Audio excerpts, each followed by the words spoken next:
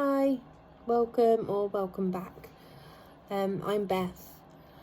In this video I'm going to carry on from my previous video where I discussed kind of in a nutshell my addiction to opiates.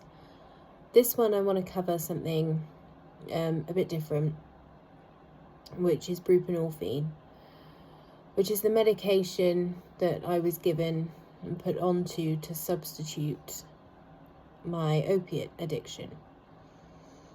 Now, it's important to note before I go into this that I am incredibly grateful for the help and the support I received from the services that I went to. The individuals that I worked with were amazing. However, based on my experience, I don't feel that the curriculum in recovery is set up to optimize true healing. And I say that because I was on buprenorphine in the end for 9 years, which is an astonishing amount of time to be on a medication that is being used or that's purpose is to help treat drug addiction. And for me, it's something that I call the treatment trap, in that all that happened is I transferred the exact same mentality that I had toward opiates and just put that onto the buprenorphine. So to start with, I was at the height of my addiction on a ridiculous dose of any opiate I could get my hands on, specifically oxycodone. I was taking any form of opiate, and I was also addicted to benzodiazepines. And I'm talking, I was at my worst, I was taking hundreds of milligrams a day, and this had been an addiction over years, so my tolerance had increased. I didn't just start, obviously, on that higher dose. So by the time I was ready to get help, it was decided that the best course of action for me wouldn't be methadone, it would be buprenorphine, because I had an opiate addiction and that was better suited for opiate addicts. So that's what I did. I started on a very high dose of buprenorphine, a whacking dose, because it was there to obviously bridge the gap. I wasn't in a position where I could just stop, so it had to bridge the gap between the morphine and do it in kind of the most comfortable way. So I was on a very high dose. Now, when I joined the service, the focus was very much on what would be the right medication to supplement my drug use with, because the most important part at that point was to make sure that I wasn't using recreationally anymore, which was huge, obviously, a massive and truly life-saving element, because if I'd have carried on, I can safely say I wouldn't be here today. So I'm not taking that for granted, and absolutely that needed to be addressed without a shadow of a doubt. What happened for me when I started the buprenorphine is that, firstly, I knew at that point that my entire inner circle, which was tiny, just family, they knew exactly what was going on in my life, what I was on this medication for. And I also knew that there were 2 conditions for being on it. One, I had to go to my local pharmacy every day and take it whilst I was supervised. This changed over time as the service obviously knows that you're no longer at risk of using. And the second condition is that you have clean drug screens, and I had to go weekly for those for the first year.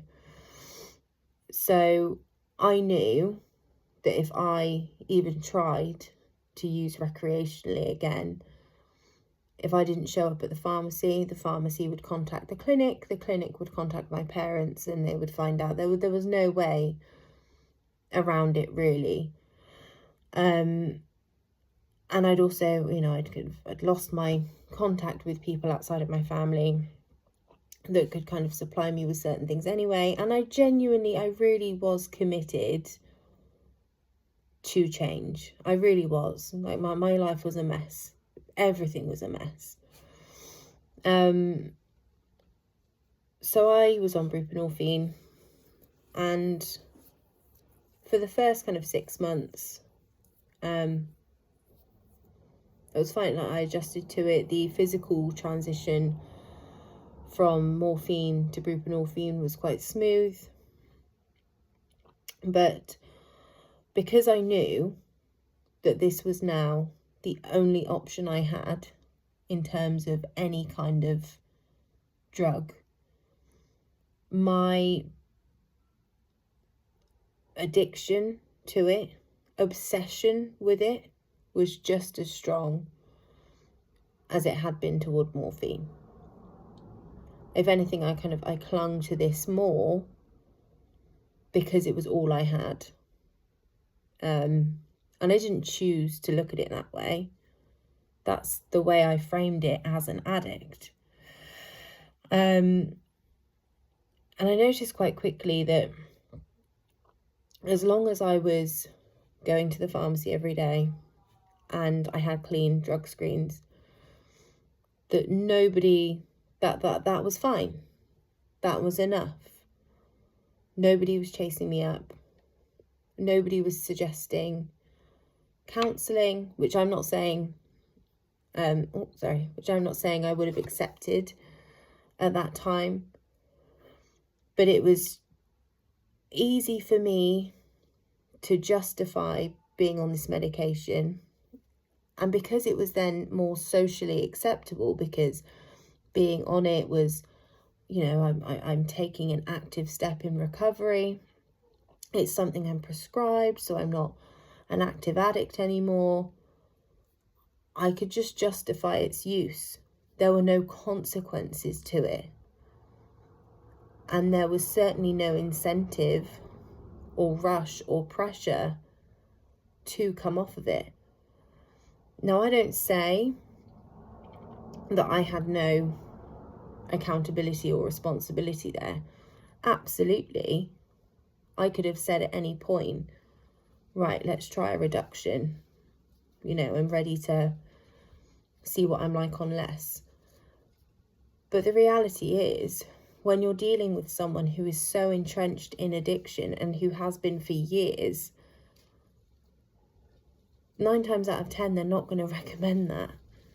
They're not going to hold their hand up and say, oh, actually, excuse me, could we try coming off of it now? No, why would I? I had no reason to.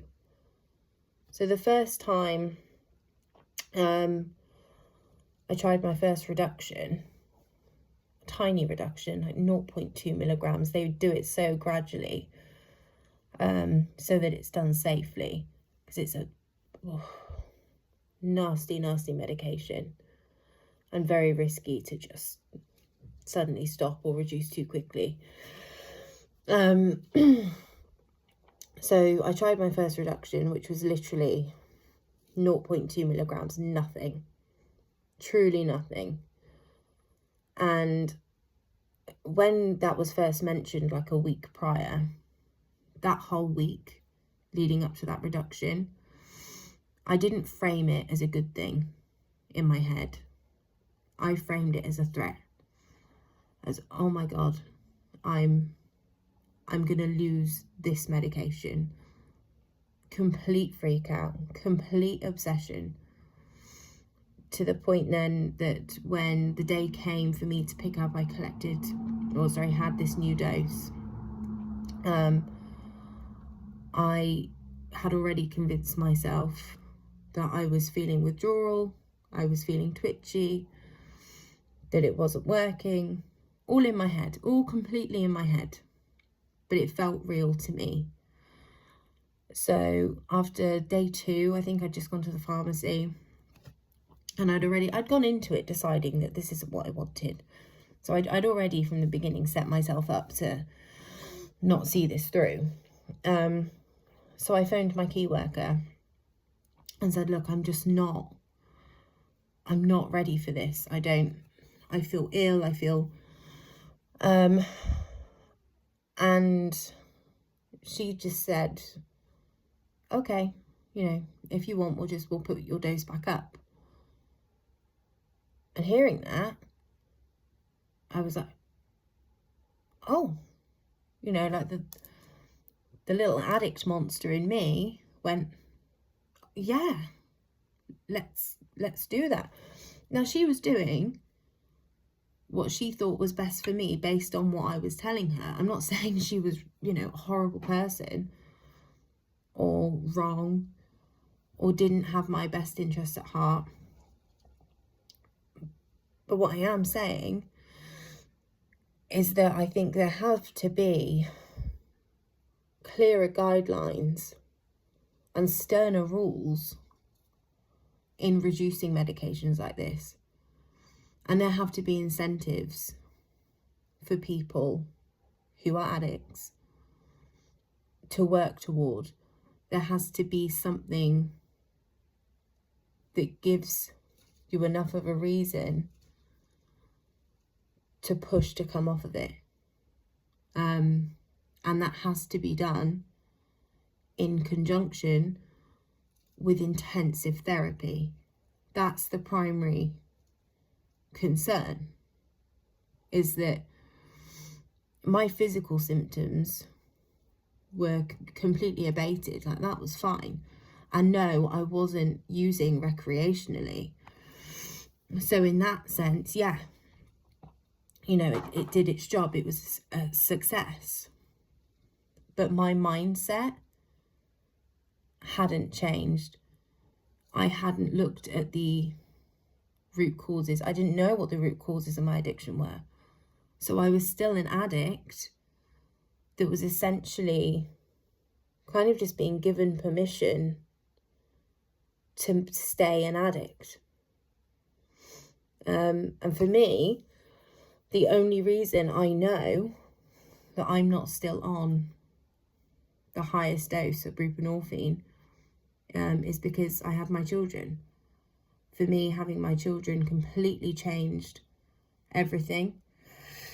And I didn't want them to grow up with a mum on this medication. So that was a choice I made, because they were then my incentive. My family was then my incentive. Meeting their dad, who's a remarkable person, who built me up in so many ways and has done more for me than he'll ever know. I was extremely fortunate in that that's how things worked out for me. Had they not have done, I would still be on it. And I think it is a discussion that needs to be had, because there are so many clinics out there for drug rehabilitation now, and alternative medications are one thing to get you off of recreational drugs. That's all well and good, but the truth is, I just supplemented one addiction for another one that was easier to not even recognize as an addiction, because it was something I was prescribed. It was something that was kind of packaged as recovery when I wasn't recovering at all. the only reason I recovered is because I had my children. And I then went away and did the inner work for myself. But we're talking 9 years. I was still on it after my children were born. Drastically decreased my dose during each pregnancy. But I was still on it after they were born. And actually coming off of it, the fear I faced, I couldn't even express it. I wasn't scared of coming off of it because I thought I was going to use again, because I have way too much to lose and truly no desire to, because I've gone away and I've developed the skills within myself to deal with challenges, deal with stress, deal with trauma, especially over this last 6 months. I mean, it's nearly 8 months now that I've been off of it completely. But yeah, I had to do that myself. And again, like I say, it's only because I had my children. But coming off of it, the fear wasn't that I was going to relapse. The fear was that this is something I've been on for 9 years, a total of 15 years of drug use. I'm 30, half my life. This is all I've known. Again, buprenorphine acted as a huge emotional blocker. So each time I reduced my dose, especially when I got down to a really low dose, more emotions, more memories, more genuine feelings came back, which on the one hand was great, but on the other hand, I had no tools to deal with, to handle that. And that was massively overwhelming, especially then having to show up for 2 children and be a mum and a partner and just a functioning human being. And I had all of these feelings that I didn't know how to express. I didn't know how to feel. It's only been very recent for me that I'm really allowing myself to feel. And like I'd shut that part off completely, and it had been chemically shut off for 15 years. So yeah, coming off of it for good, I honestly, truly thought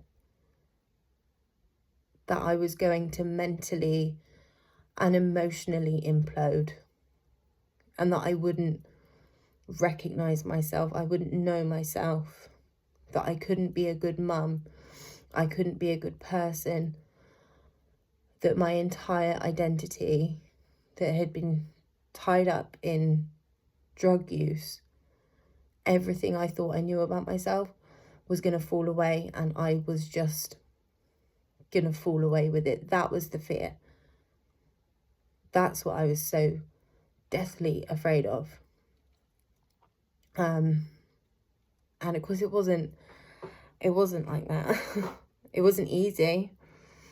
There are days now where I feel overwhelmed or emotional or vulnerable, and I'm still learning to sit with that, and it's hard. But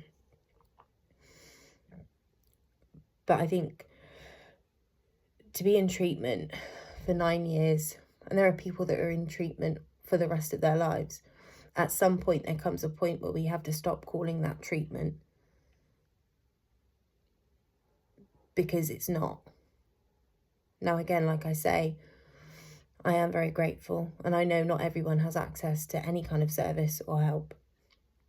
But I think calling it treatment, when it's not dealing with the root cause, it's not dealing with the actual addiction, and it's just enabling a more acceptable form of addiction, I think that's something that needs to be strongly considered and looked at as something that I put 9 years of my life into. Now, again, I'm not saying I have no accountability here. You know, I could have turned around and said, right, let's speed this process up, but why would I? There were no consequences to not doing it, and doing it just allowed me to keep the sense of self that I had built. So yeah, it's something that I feel very passionately about. But again, like anything, sorry, I've got pins and needles. I never thought I would be sat here saying that I'm nearly 8 months off of buprenorphine. That's madness. That is madness to me. And if there's anyone that feels like they're kind of stuck in this treatment trap, it's doable. It is doable. But yeah, we have to start addressing the causes and pairing up the physical with the psychological. Otherwise, we're not really treating anything, in my opinion. And the truth is that, like I've said, if it wasn't for me having my children, I would still be on a very high dose of buprenorphine. And for me, knowing my personality and how heavy and hard my addiction was, would most likely have just spent the rest of my life in that space. So I just think it's something that we need to consider, because 9 years is was a long time. But it's another reason I created this space, because I'm ready now. Really ready to start, or to carry on the real healing work and create a space where it's pure transparency, it's openness, it's being vulnerable, and it's just healing together. And this is so new for me. It really is. So I'm going to leave it here because I've been talking for like 20 minutes. So if you've got to the end, thank you. And for whoever needs to hear it, you're not alone.